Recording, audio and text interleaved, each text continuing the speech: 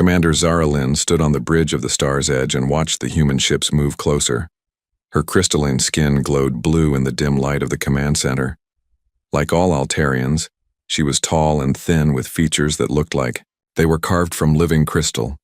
Her eyes were silver and could see things that humans could not. The war had been going on for 3 years now. 3 long years of fighting these strange creatures called humans. Zara Lynn had learned to hate them. They were violent and greedy. They took planets that did not belong to them. They destroyed beautiful worlds just to build their ugly cities.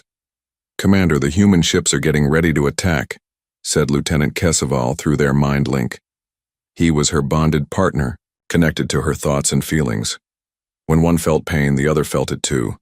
When one was happy, both were happy. This was the Altarian way. Keseval was flying his fighter ship near the civilian transport ships they were protecting. His job was to keep the human fighters away from the innocent people trying to escape to safety. Zara Lynn could feel his calm focus through their bond. He was not afraid. He never was. "I see them, my love," Zara Lynn replied in her mind. "Stay close to the transports. These humans fight without honor." The human fleet was bigger than expected. Their ships were ugly and rough, made of dark metal instead of the smooth crystal that Altarian ships were made from. But Zara Lynn knew they were dangerous. Humans might be primitive, but they were good at killing. "All ships, prepare for battle," Zara Lynn ordered out loud. Her voice was calm but firm. She had fought many battles against the humans. She knew what to expect. The space around the Proxima Nebula lit up with weapon fire. Blue beams from Altarian ships crossed with red lasers from human vessels. The darkness of space became bright with explosions and burning metal. Zara Lynn watched the battle from her command chair. She could feel the emotions of her crew through the weak mind links all Altarians shared. Fear, anger, determination. But strongest of all, she felt Keseval's presence. He was out there in his small fighter, dancing between enemy ships like a piece of music made real. "Human fighters are breaking through Sector 7, reported her weapons officer. "They are heading for the civilian ships." Zara Lynn's heart grew cold. The civilians were just families trying to get away from the war. Old people, children, mothers with babies. The humans would kill them all without thinking twice.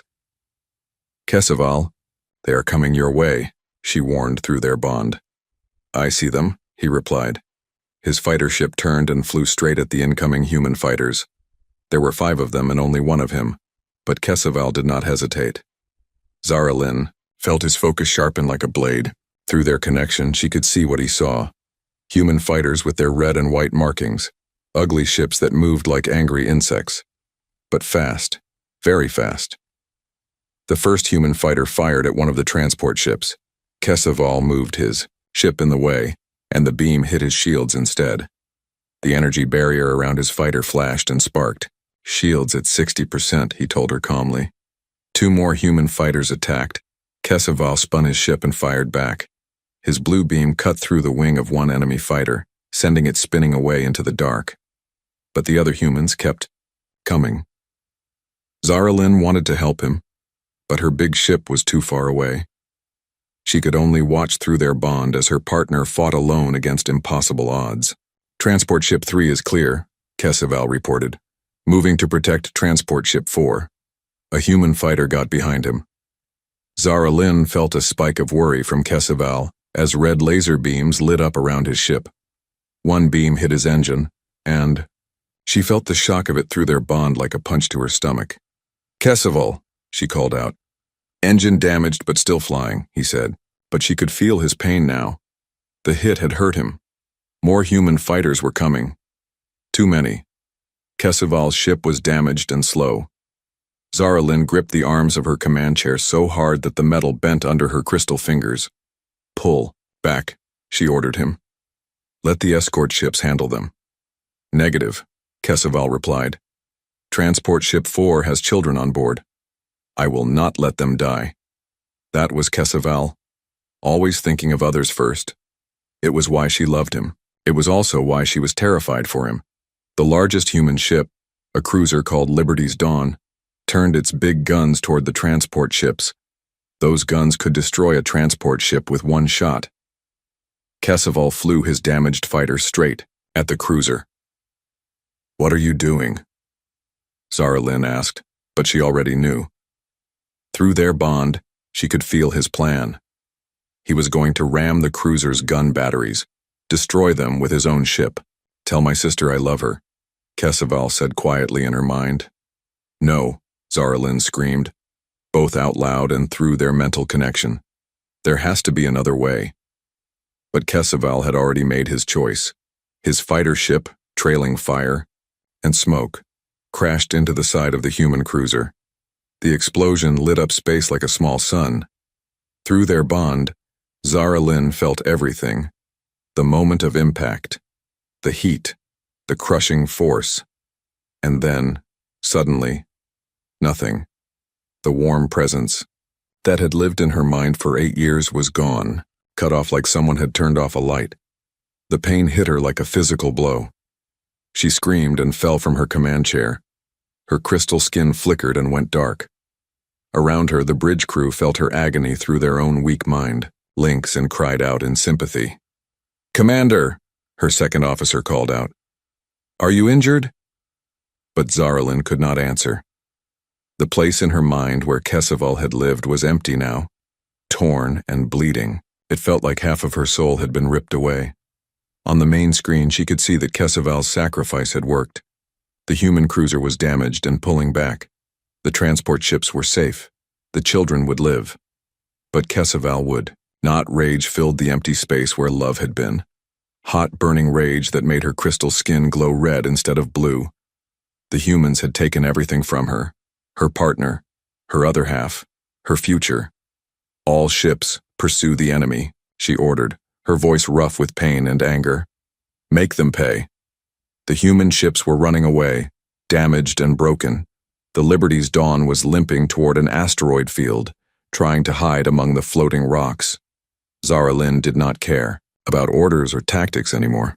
She only cared about revenge. "Commander, we should let them go," her second officer said carefully. "We have won this battle." "No," Zara Lynn snarled. "We follow them. We make them pay for what they did." She ordered her ship to chase the human cruiser into the asteroid field. Her crew obeyed, but she could feel their worry through the mind links. This was not like her. Zara Lynn was known for being calm and smart in battle, but grief had made her reckless. The Star's Edge followed the human ship deeper into the field of floating rocks. The asteroids were big here, some as large as cities. They blocked sensors and made it hard to see. Perfect for an ambush. "Commander, we are getting too far from the fleet," her navigation officer warned. "I do not care," Zara Lynn replied. "Find that human ship." The Liberty's Dawn appeared suddenly from behind a large asteroid. Its guns were still working, and they fired everything they had at the Star's Edge. Zara Lynn's ship shook as energy. Beams hit its crystal armor. "Return fire!" she ordered. The two ships fought among the asteroids, firing at each other while trying not to crash into the floating rocks. Zara Lynn's ship was bigger and stronger, but the human cruiser was faster and harder to hit. A human missile exploded against the Star's Edge's bridge. The lights went out, and Zara Lynn felt her ship start to spin out of control. Through the broken windows, she could see a huge asteroid coming straight at them. "Brace for impact," someone shouted. The last thing Zara Lynn remembered before everything went dark was the feeling of her ship crashing into the asteroid. Then pain. Then nothing. Jake Morrison walked carefully through the rocks and metal pieces scattered around the crash site. His boots made soft sounds on the dusty ground of Haven's Rest, a small mining planet where nobody important ever came. His rifle was ready, but his medical bag was what he really cared about. The alien ship had crashed 3 days ago. Jake's patrol unit had seen the explosion from 20 miles away. Captain Rodriguez had ordered them to check it out, hoping to find useful intelligence or maybe capture an enemy pilot alive. But when they got to the crash site, Jake's squad mates took one look at the twisted metal and crystal remains and decided the alien inside must be dead. They took some pictures and left.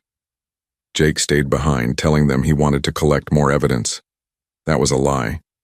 Jake stayed because he could hear something, a weak tapping sound coming from inside the wreckage. Someone was alive in there. Jake had been a combat medic for 4 years. Before the war, he had wanted to be a doctor like his father. He had joined the military to get training and help pay for medical school. Then the war with the Altarians started, and instead of saving lives in a hospital, he was trying to keep soldiers alive on battlefields. He had seen too much death already. His little brother Danny had died when Altarian fighters attacked a civilian transport. His best friend Marcus got killed by an alien energy weapon last month. Jake was tired of watching people die, so when he heard that tapping sound, he could not just walk away. It took him 6 hours to dig through the wreckage. The alien ship was made of some kind of crystal material that was both beautiful and very hard. Jake had to use a plasma cutter from his engineering kit to make a hole big enough to crawl through. Inside the ship, everything was broken. Strange. Lights flickered and went out. The walls were smooth and curved, nothing like human ships. And there, trapped under a fallen beam, was the alien pilot. Jake had never seen an Altarian up close before. She was tall, maybe 7 feet, and thin like a dancer. Her skin looked like it was made of blue crystal, but it moved and bent like regular skin. Her hair was long and silver, and her eyes were the strangest thing Jake had ever seen. They were completely silver with no white parts at all. She was badly hurt. One of her legs was trapped under the beam, and there was blue blood on her face and arms. When she saw Jake, she tried to reach for a weapon, but she was too weak. "Easy," Jake said softly, holding up his hands to show he was not going to hurt her. "I am here to help." The alien said something in her own language. It sounded like music, but angry music. Jake did not understand the words, but he could tell she was telling him to stay away. "I am a medic," Jake said slowly. He pointed to the red cross on his uniform. "Doctor, I help people." The alien stared at him with those strange silver eyes. She said something else, and this time Jake thought he heard fear in her musical voice. Jake set down his rifle and showed her his medical bag. "Medicine," he said, hoping she would understand. "To make you feel better." It took 2 hours to free her from the beam. Jake had to use his plasma cutter again, being very careful not to hurt her more. The alien watched him the whole time, sometimes saying things in her language that sounded like questions. When the beam was finally moved, Jake could see that her leg was broken badly. He also found other injuries, cuts, burns, and something that looked like a concussion. Without medical help, she would die in a day or two. Jake knew what he was supposed to do. Military rules were clear. Enemy aliens should be captured or killed, not helped. But looking at this hurt woman, Jake could not think of her as an enemy. She was just someone who needed help. He started with the worst injuries first. The broken leg needed to be set and wrapped. The cuts needed to be cleaned and closed. Jake worked slowly and carefully, talking to her the whole time. "My name is Jake," he said as he worked on her leg. "I am from Earth. That is my home planet." The alien said something back. Jake thought one of the words might be her name, but it was too long and musical for him to remember. "What is your name?" he asked, pointing to himself and saying Jake again. The alien looked at him for a long moment. Then she pointed to herself and said something that sounded like Zara Lynn. "Zara Lynn," Jake repeated carefully. She nodded and said it again, slower this time. Jake tried to copy the musical sound of it. When he got it almost right, something strange happened. The alien's crystal skin flickered, and for just a second, it glowed a little brighter. Jake finished treating her injuries and gave her some pain medicine. She was still weak, but at least she was not dying anymore. The problem was Jake had to leave soon. His unit would wonder where he was. "I have to go," he said, pointing toward the entrance he had cut in the ship. "But I will come back, tomorrow." The alien, Zarlin, grabbed his arm with surprising strength. She said something urgent in her language. "I do not understand," Jake said. "But I promise I will come back. I will bring more medicine and food." That night, Jake lay in his sleeping bag at the patrol base and thought about what he was doing. Helping an enemy soldier was treason. If Captain Rodriguez found out, Jake would be court-martialed and probably shot. But every time he closed his eyes, he saw Zara Lynn trapped under that beam, hurt and alone. His brother Danny had died alone too. No one had been there to help him when the Altarian fighters attacked his transport. Jake wondered if maybe, somewhere, out there, an Altarian medic had wanted to help Danny but could not because of the war. The next day, Jake volunteered for solo patrol duty. It was dangerous to go out alone, but it was the only way he could visit Zara Lynn without anyone knowing. He loaded his pack with medical supplies, food, and water. When he got back to the crash site, Zara Lynn was awake and sitting up. She looked much better than the day before. Her crystal skin was glowing soft blue again instead of the sick gray color it had been. "Jake," she said when she saw him. His name sounded strange in her musical voice, but hearing her say it made him smile. "How do you feel?" he asked, even though he knew she probably did not understand. Zara Lynn pointed to her leg and made a face that clearly meant, "It hurts." Then she pointed to the food Jake had brought, and her eyes went wide. Jake had brought military rations. Not very good, but better than nothing. He heated up a meal pack and offered it to her. She sniffed it carefully before taking a small bite. Her face showed surprise, then something that might have been pleasure. While she ate, Jake checked her injuries. The leg was healing well and the cuts were starting to close. Altarians seemed to heal faster than humans. "You are getting better," Jake said. Zara Lynn finished eating and said something long in her language. Jake wished he could understand her. From her tone, it sounded like she was asking questions. "I do not speak Altarian," Jake said. He pointed to his mouth and shook his head. "Sorry." Zara Lynn frowned, thinking. Then she pointed to Jake and said, "Human?" with a questioning tone. "Yes," Jake nodded. "Human, from Earth," she pointed to herself, and said Altarian, from Altaria. It was a start. Over the next hour, they taught each other basic words. Jake learned that the Altarian word for water was Kes, and food was Nala. Zara Lynn learned that humans called their home star Sol, and that Jake's job was medic. When it was time for Jake to leave, Zara Lynn grabbed his hand. Her crystal skin was warm, which surprised him. She said something in Altarian, then tried to say it in English. "You help. Why?" she asked slowly. Jake thought about how to answer that. "Because you needed help," he said finally. "And because maybe if we help each other, the war can end someday." Zara Lynn stared at him. With those silver eyes, she did not understand all his words, but she seemed to understand what he meant. She squeezed his hand gently before letting go. Jake visited her every day for the next week. Each time, their conversations got a little longer and a little easier. Zara Lynn was smart and learned English words quickly. Jake picked up some Altarian too, though his tongue could not make the musical sounds properly. On the 7th day, Zara Lynn was strong enough to stand and walk around the ship. Jake helped her check the damage to see if it could be repaired. "Engine broken," she said sadly. "Communication broken. Cannot call for help." "Maybe I can help fix it," Jake offered. Zara Lynn looked at him in surprise. "You would do that? Help enemy ship?" Jake met her silver gaze. "You are not my enemy anymore, Zara Lynn. You are my friend." For the first time since he had known her, Zara Lynn smiled. It transformed her entire face, making her crystal features warm and beautiful. Jake felt his heart skip a beat. "Friend," she repeated softly. "Yes, friend." 3 weeks had passed since Jake first found Zara Lynn in the crashed ship. Every day he brought her food, medicine, and parts to help fix her ship. Every day, they talked a little more and understood each other a little better. Zara Lynn's English was getting much better. She could now have real conversations with Jake, even though she still spoke slowly and sometimes used the wrong words.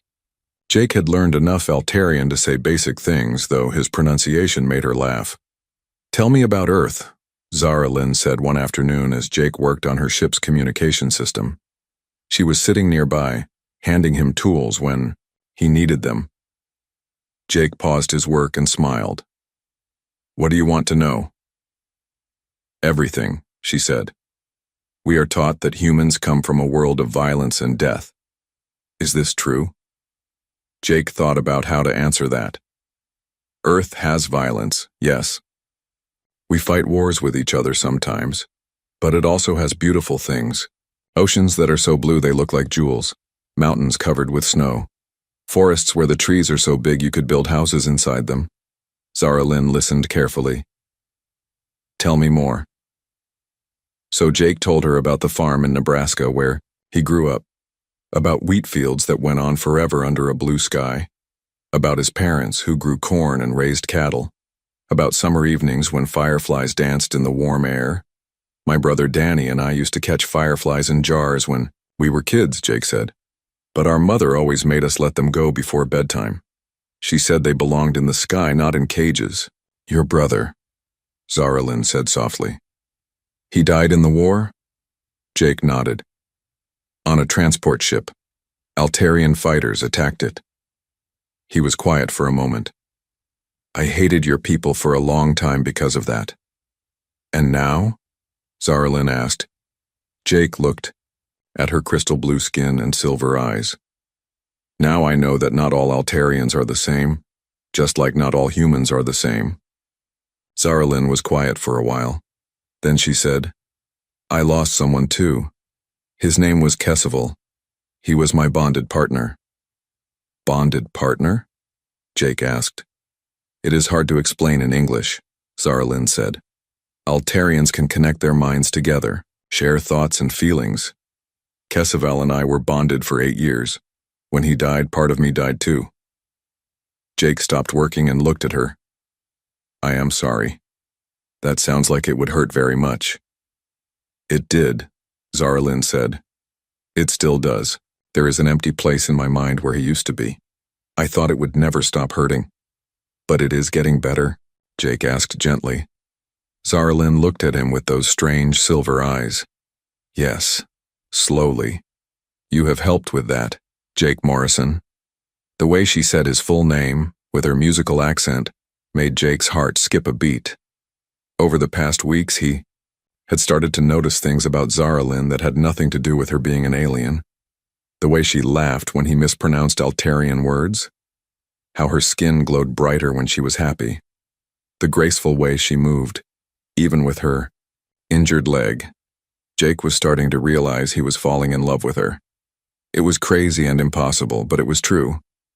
Tell me about Altaria, Jake said, trying to distract himself from these dangerous thoughts.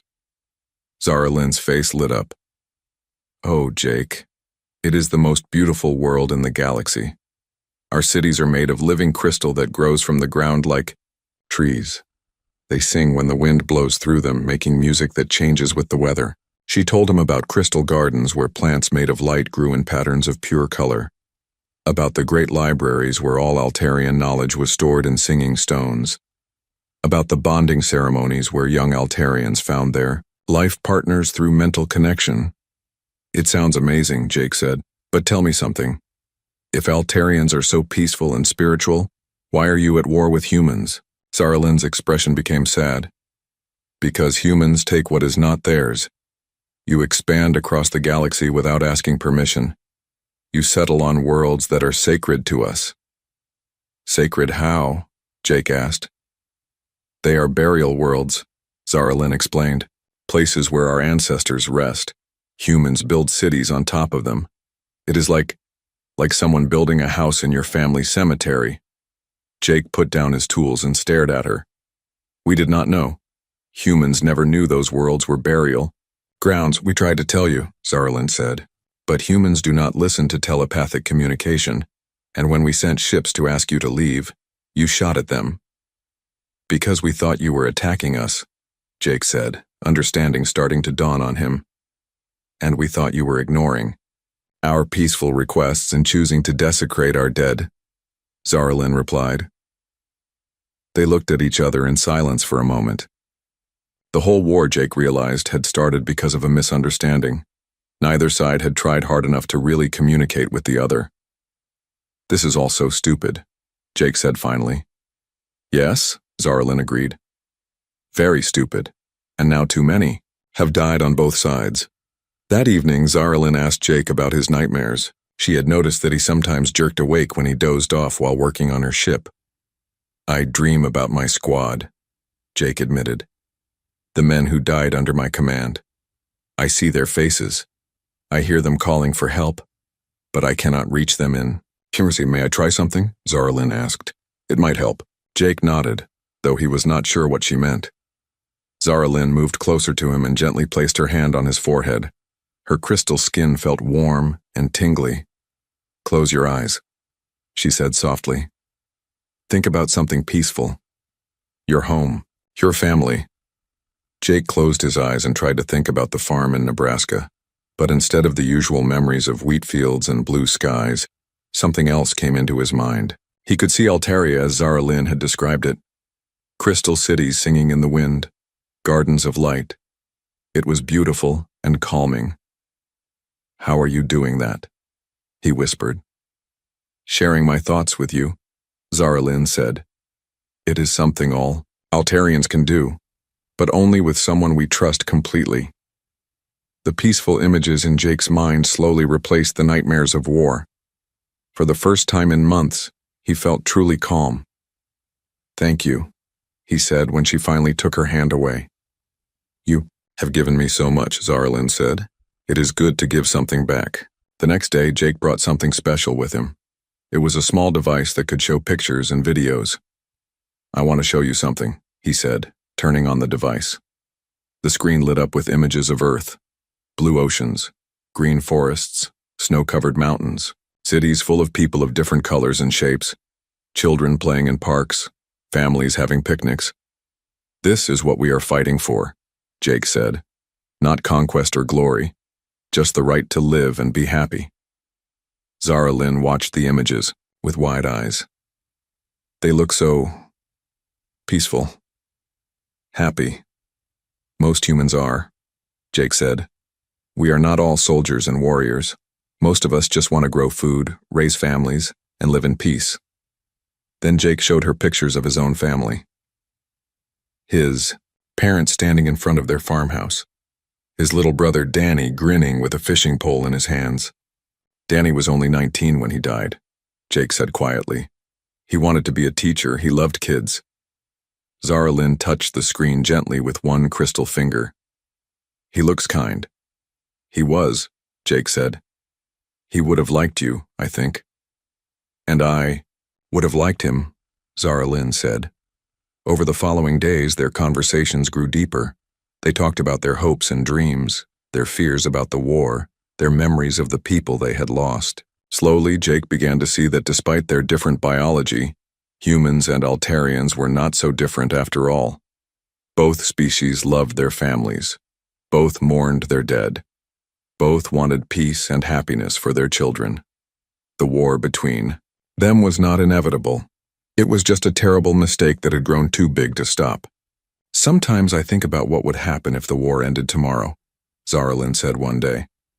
"Would humans and Altarians ever be able to live together in peace?" "I think so," Jake said. "Look at us. A few weeks ago we were supposed to be enemies. Now—" He did not finish the sentence, but Zaralyn knew what he meant. Something had grown between them that was stronger than the hatred of war. Something that might, if they were very lucky, grow into love. "Jake," Zaralyn said softly, "when my ship is fixed, I will have to leave. I will have to go back to my people." "I know," Jake said, though the thought made his heart ache. "And you will have to go back to yours." "Yes." They looked at each other, across the small space of the ship. Both of them knew that they were standing at the edge of something dangerous and wonderful. Both of them knew that falling in love across the lines of war could only end in heartbreak. But neither of them could stop it from happening. Jake knew he was in love with Zaralyn. He had known it for days now, but he had been too scared to say anything. Every morning when he walked to her ship, his heart beat faster. Every evening when he had to leave her, it felt like part of him was being torn away. Zaralyn's ship was almost repaired. Jake had helped her fix the communication array, the life support system, and most of the engine. Soon she would be able to call for rescue from her people. Soon she would leave, and Jake would never see her again. The engine is working at 60% power, Zara Lynn said as they tested the systems together. Enough to reach Altarian space. That is good, Jake said, but his voice sounded sad even to himself. Zara Lynn looked at him with those silver eyes that had become so dear to him. You do not sound happy about it. Jake stopped what he was doing and turned to face her. Can I tell you something? Of course. I do not want you to leave, Jake said quietly. I know that is selfish. I know you have to go back to your people. But I do not want to lose you. Zara Lynn was quiet for a long moment. Then she reached out and took his hand in hers. Her crystal skin was warm against his. Jake, she said softly. I do not want to leave either. They stood there in the dim light of the ship, holding hands and looking into each other's eyes. Jake could see his own feelings reflected in her silver gaze. This is impossible, Jake whispered. You are Altarian. I am human. Our people are at war. I know, Zara Lynn said, but I cannot help how I feel. You saved my life. You showed me kindness when you could have killed me. You made me believe that not all humans are evil. And you showed me that Altarians are not monsters, Jake said. You are beautiful and kind. And I love you. The words hung in the air between them. Jake had said it. There was no taking it back now. Zara Lynn's skin began to glow brighter. Love, she repeated softly. It is not the same as bonding, but it feels like something beautiful. Do you think you could love me too? Jake asked. Instead of answering with words, Zara Lynn leaned forward and kissed him. Her lips were soft and warm, and Jake felt like his heart might explode with happiness. When they broke apart, both of them were breathing hard. Is that a yes? Jake asked with a smile. Yes, Zara Lynn said, laughing. Very much yes. They spent the rest of that day talking about impossible dreams. What if the war ended? What if humans and Altarians could live together? What if they could build a life somewhere somehow? But their happiness was interrupted by the sound of engines overhead. Jake looked up and saw human military ships landing nearby. Someone followed me, Jake said, panic rising in his throat. I have to hide you. But it was too late. Soldiers were already entering the crash site. Jake heard Captain Rodriguez's voice calling his name. Morrison, we know you are in there. Jake and Zara Lynn looked at each other. If the soldiers found her, they would capture her or worse. If they found out Jake had been helping her, he would be executed for treason. Surrender yourself and the alien, Rodriguez called out. This is your last chance. To Jake's surprise, Zara Lynn squeezed his hand and smiled. It will be okay, she said. How can you say that? Jake asked. Because I trust you, she said, and because love makes people do brave things. Jake took a deep breath and walked out of the ship with his hands up. Zara Lynn followed him. Captain Rodriguez was waiting with a squad of soldiers, all pointing their weapons at them. But there was someone else there too. A tall woman with graying hair and colonel's insignia on her uniform. Stand down, Captain, the colonel said. But Colonel Hayes, this man is clearly... I said stand down, Colonel Hayes repeated firmly. The soldiers lowered their weapons. Colonel Hayes walked over to Jake and Zara Lynn. She looked at them both, for a long moment. Sergeant Morrison, she said finally, are you going to tell me you have been treating this Altarian's injuries? Jake's mouth went dry. Yes, ma'am. And are you going to tell me that you have developed feelings for her? Jake felt Zara Lynn's hand slip into his. Yes, ma'am, Colonel Hayes nodded. Good, because we need both of you. Ma'am? Jake asked, confused. Sergeant Morrison, Commander Zara Lynn, Hayes said, somehow knowing Zara Lynn's rank. You are both coming with me. There are some people you need to meet. An hour later, Jake and Zara Lynn found themselves on a secret military base hidden in the asteroid belt. Colonel Hayes led them to a conference room where something impossible was happening. Humans and Altarians were sitting around the same table, talking to each other. Welcome to the Peace Coalition, Hayes said. We are a group of military officers from both sides who believe this war needs to end. Jake stared in amazement. There were 5 humans and 4 Altarians in the room, all wearing military uniforms. They were talking quietly together, sharing information and making plans. How is this possible? Zara Lynn asked. An elderly Altarian with golden skin stood up. Because some of us are tired of watching our children die for a war that should never have started, he said in perfect English. I am General Thesimar of the Altarian High Command. And I am Admiral Chen of the Terran Defense Force, said a human woman. We have been secretly meeting for months, trying to find a way to end this conflict. Hayes gestured for Jake and Zara Lynn to sit down. We heard about what happened here.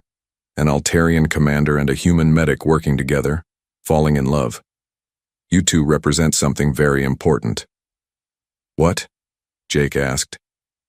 Hope, General Thesimar said. Proof that our species can not only coexist but care for each other. Admiral Chen nodded. We want you both to help us. Return to your respective commands but as double agents. Feed each side information that will create opportunities for peace talks. You want us to betray our own people? Zara Lynn asked.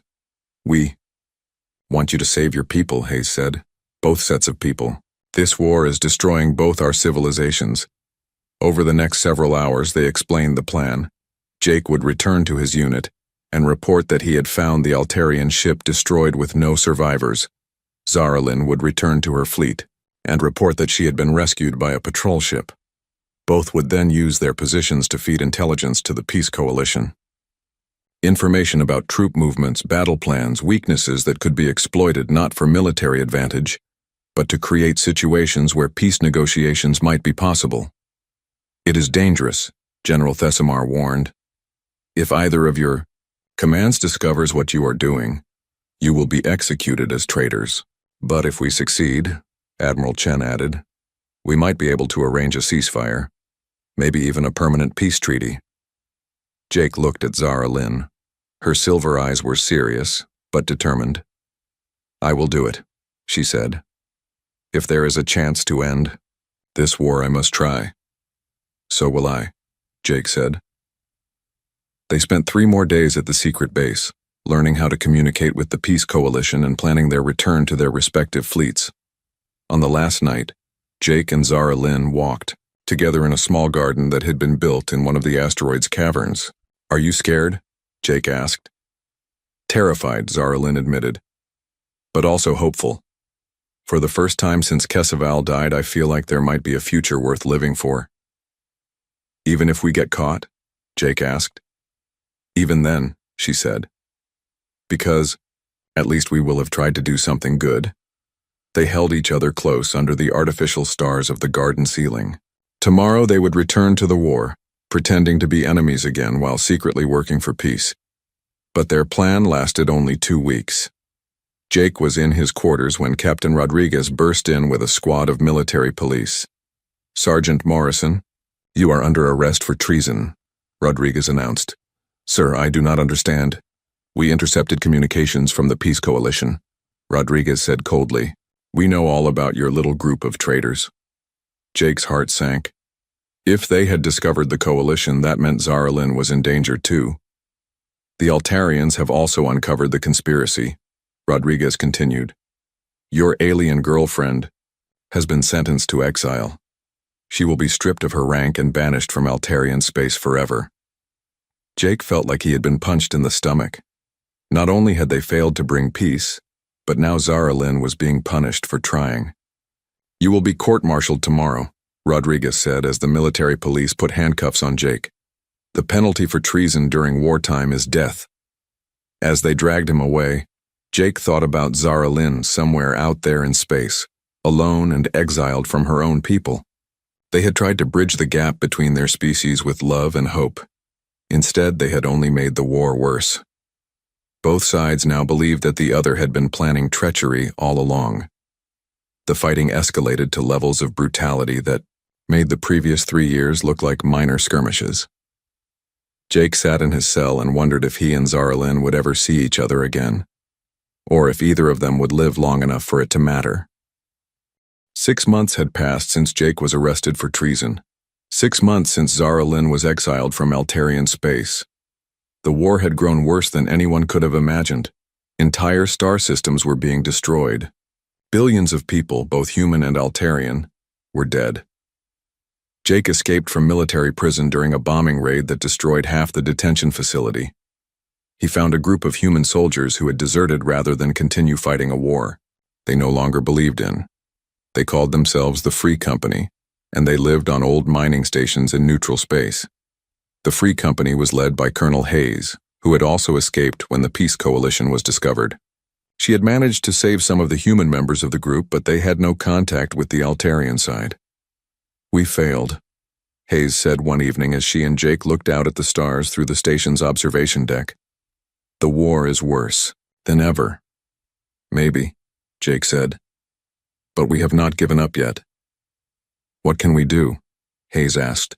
"We are just a few dozen deserters hiding in an asteroid field. Both our governments want us dead." Jake had been thinking about that question for months. "We show them that humans and Altarians can work together. We prove that cooperation is possible." "How?" "By saving lives," Jake said. "Both human and Altarian lives. By being what we want the galaxy to become." It was a crazy idea, but Hayes agreed to try it.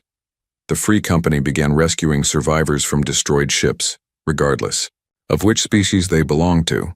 They set up refugee camps on abandoned planets. They shared resources and medical supplies with anyone who needed help. Word of their activities spread through both fleets. Some called them traitors, others called them heroes, but everyone heard about them. Then one day, everything changed. Jake was treating wounded refugees in a makeshift hospital when someone called his name. He turned around and felt his heart stop. Zara Lynn stood in the doorway, thinner than he remembered and wearing the simple clothes of an exile instead of a military uniform. But her silver eyes were the same, and when she saw him, her crystal skin began to glow with joy. "Jake," she whispered. He dropped his medical supplies and ran to her, pulling her into his arms. She felt real and warm and alive, and for a moment Jake could not believe she was actually there. "How did you find me?" he asked when they finally broke apart. "I have been looking for you for months," Zara Lynn said. "When I heard about the Free Company, I knew you would be here." "Are you alone?" Jake asked. Zara Lynn smiled. "No, I brought friends." Behind her, a group of Altarians entered the hospital. Like Zara Lynn, they wore simple clothes instead of uniforms. Jake recognized some of them from the Peace Coalition. "We are the exiled," one of them explained. "Altarians who were banished for opposing the war. When we heard about your Free Company, we decided to join you." Hayes appeared beside Jake, looking amazed. "This is incredible. We finally have both species working together again." Over the following weeks, the Free Company and the Exiled merged into a single organization. They called themselves the Unity Fleet, and they became something the galaxy had never seen before. Humans and Altarians working side by side as equals. Jake and Zara Lynn were reunited not just as lovers, but as partners in something bigger than themselves. They led rescue missions together, saved lives together, and slowly built a community where species did not matter. "Look at this," Zara Lynn said one evening as they watched human and Altarian children playing together in the station's recreation area. "This is what the galaxy could be like." "If we can end the war," Jake said. "We will," Zara Lynn said with certainty. "I can feel it. This is not the end of our story, Jake. It is the beginning." But the war was getting worse. Both the Terran Coalition and the Altarian Federation were preparing for final assaults. Massive fleets were gathering on both sides. When they met, it would be the end of one civilization or the other. "We have to do something," Jake said at an emergency meeting of the Unity Fleet's leaders. "If those fleets fight, billions more will die." "What can we do?" asked Captain Ross, one of the human deserters. "We have maybe 50 ships, they have thousands." Zara Lynn stood up. "We place ourselves between them." Everyone stared at her. "That is suicide," someone said. "Maybe," Zara Lynn agreed. But it is also the only way to make them stop and listen. Jake understood immediately. A sacrifice play. We put ourselves in the line of fire and broadcast a message of peace. Force both sides to see what they are really fighting for. They will destroy us, Hayes pointed out. They might, Jake said. But they might also hesitate long enough to hear what we have to say. It took 3 days to prepare. The Unity fleet gathered every ship they had. Old cargo, haulers, converted mining vessels, a few stolen military fighters, 52 ships in total, carrying 3,000 humans and Altarians who had chosen peace over war.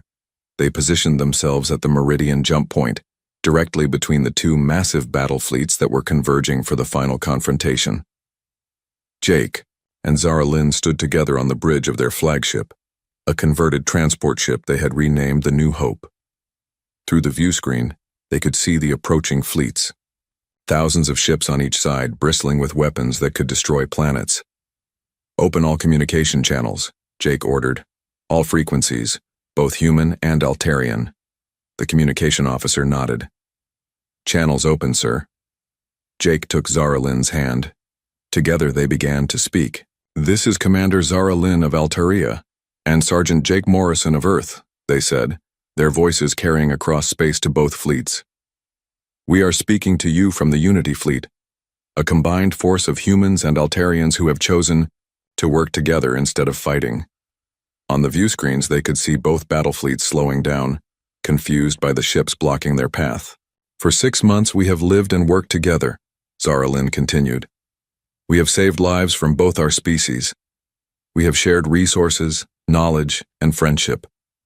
We have proven that humans and Altarians can not only coexist, but thrive together. We know that both fleets are here to end this war through violence, Jake added, but we are here to offer you another choice, the choice of peace. The response came quickly. Admiral Peterson of the Terran fleet ordered them to move, aside or be destroyed. General Kethamar of the Altarian fleet made the same demand. We will not move, Jake and Zara Lynn said together. If you want to continue this war, you will have to destroy us first. You will have to kill the very people who represent the future you claim to be fighting for. For long minutes, nothing happened. The 3 fleets hung in space, thousands of ships facing each other across the darkness. Then the weapons began to charge. All ships, Jake broadcast to the Unity fleet. Hold position. Do not return fire under any circumstances. Jake squeezed Zara Lynn's hand. Are you ready? I am ready, she said. If we die together. If we live, we change the galaxy. The first shots came from both fleets simultaneously. Energy beams and missiles streaked toward the Unity fleet. But something strange happened. Many of the shots missed on purpose. Some of the military ships on both sides were deliberately firing wide. More than that, some ships from both fleets were breaking formation. Human vessels were moving to shield Altarian ships in the Unity fleet. Altarian vessels were protecting human refugees. This is Captain Williams of the Defiant, came a voice over the radio. We are joining the Unity fleet. We will not fire on ships carrying human civilians. This is Commander Veltar of the Crystal Dawn, said another voice. We stand with the Unity fleet. No more killing. One by one, ships from both battle fleets began switching sides. Crews who had been fighting for years were finally seeing what they were really fighting for. Not conquest or revenge, but the right to live in peace. Within an hour, half of both fleets had joined the Unity fleet. The remaining ships found themselves outnumbered by their own former allies. Admiral Peterson and General Kethamar had no choice but to call for a ceasefire. The peace negotiations took 6 months. Jake and Zara Lynn served as mediators, helping both sides understand each other's perspective. The final treaty established new protocols for interspecies communication, created joint colonies where humans and Altarians could live together, and set up systems to prevent future misunderstandings. The war was over. 5 years later, Jake and Zara Lynn stood on the balcony of their home on New Eden, the first official human Altarian colony world. Below them, the city bustled with activity as beings from both species worked, played, and lived together. Do you remember when we thought this was impossible? Zara Lynn asked, watching human and Altarian children running through the streets, together. Which part? Jake asked with a smile. Falling in love with an alien, ending a galactic war, or having kids that glow blue when they are happy. Zara Lynn laughed and touched her stomach, where their second child was growing. Medical science had made it possible for humans and Altarians to have children together, though the process was complicated and the children were unique, combining human emotion with Altarian telepathy. Their first child, Danny, named after Jake's brother, came running up to them with his friend Kess, an Altarian boy his age. Both children were excited about something they had discovered in the market. "Dad, Mom, look what we found," Danny said, his skin flickering between human pink and Altarian blue as his emotion shifted.